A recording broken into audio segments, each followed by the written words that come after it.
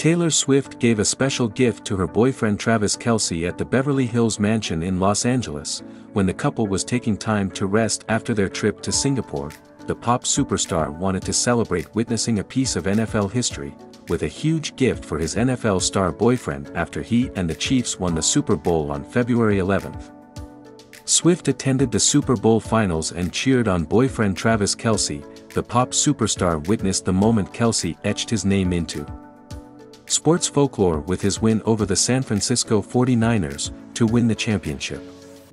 Second straight Super Bowl and third for Kelce, the pop superstar wants to celebrate witnessing a piece of NFL star boyfriend's history by auctioning off a personalized 2024 Ford Mustang Dark Horse American muscle car with the most expensive version. Swift has announced spent a huge amount of $350,000 to auction the car and give it to her boyfriend Travis Kelce. Previously, there were many people racing to bid on the first Mustang Dark Horse auction for charity.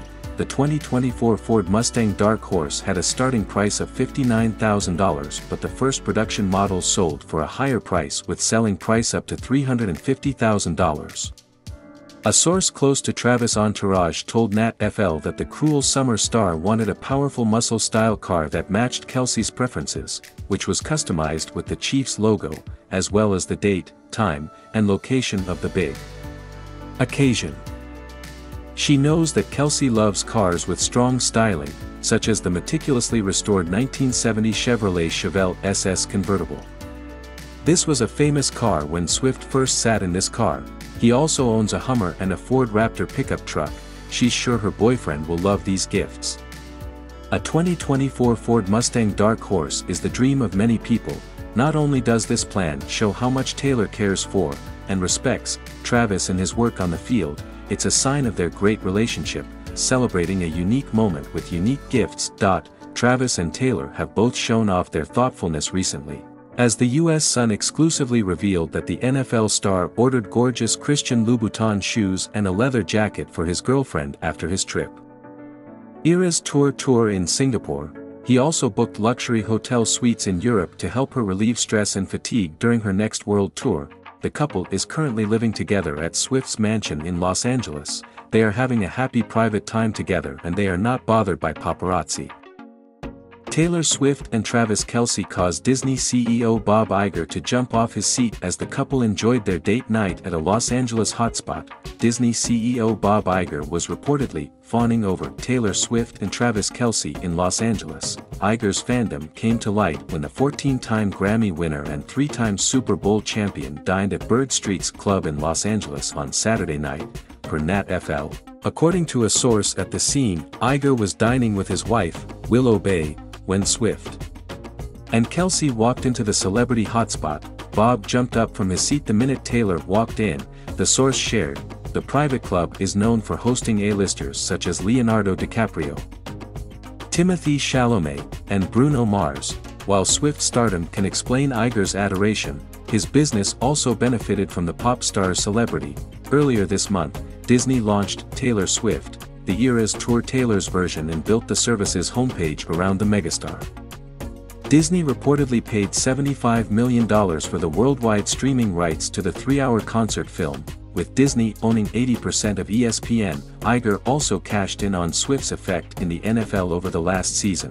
According to the New York Times, networks averaged 25 million viewers in late Sunday slots and 16 million in early Sunday slots when Swift attended Chiefs games. Swift's presence raised viewership by 9% and 15%, respectively. Additionally, Disney planned a production with Swift at the Hollywood Sign but scratched the operation on March 12 after an outcry from residents near the iconic landmark. Swift recently finished the Asian leg of her record-breaking tour in Singapore. She and Kelce are spending time together before Swift resumes her shows in Europe in May. Kelce is expected to be with her through the European leg until he and the Chiefs start the preseason as they look to win their third straight title. How Uncle Andy Reid became part of the Kelce family. Legendary coach took a chance on cocky Travis after working with Jason and put both brothers on the road to Super Bowl glory.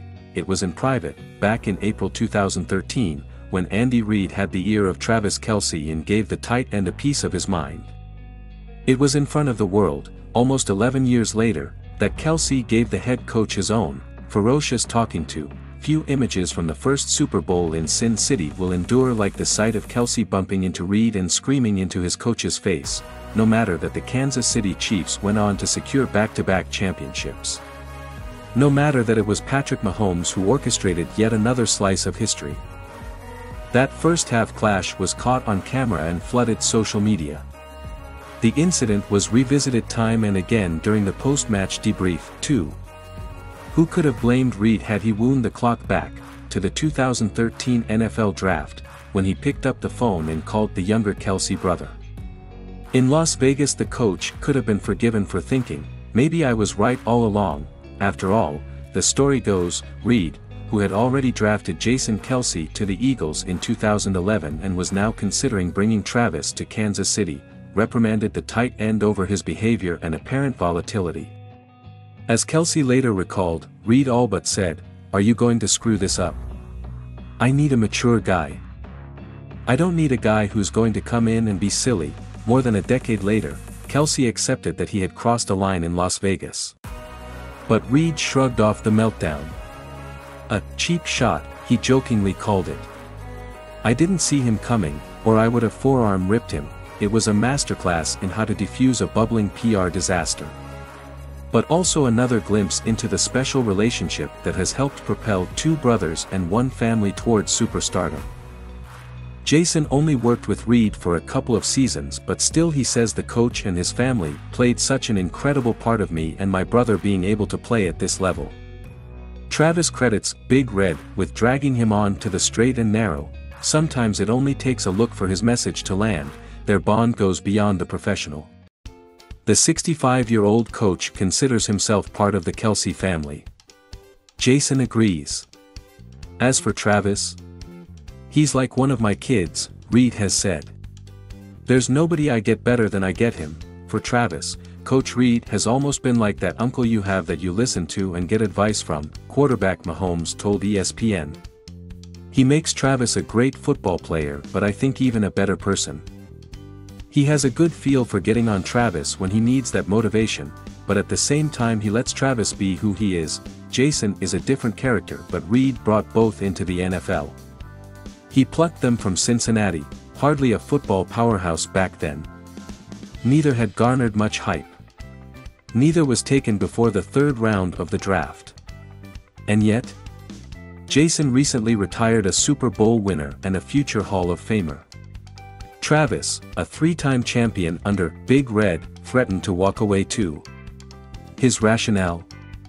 "I love Coach Reed. Coach Reed knows how much I love to play for him, how much I love to be a product of his coaching career. I'm not playing for anybody else but Big Red. If he calls it quits this year, I'm out of there with him." Fortunately for the Chiefs, neither coach nor tight end is off quite yet. The ties that bind this football family continue to strengthen. Jason took a trip down memory lane during his 41-minute retirement speech earlier this month. "When I look back down the road, I'm sure there are things I will forget. But these are some of the things I'm sure I won't," he said. "I won't forget the call I got from Andy Reid on draft day, and my father, Ed, rushing into the room with tears streaming down his face as his son's dreams had just been realized, and I won't forget 2 years later and that same man, Reed, and my brother, Travis, receiving a call and him being drafted by the Kansas City Chiefs. This time, the tears streaming down both my father and my face as my brother had just realized his own." The waterworks resumed, and barely relented, during Kelce's retirement announcement. The reality, of course, is that those early days were beset by turbulence. There were more than tears of joy.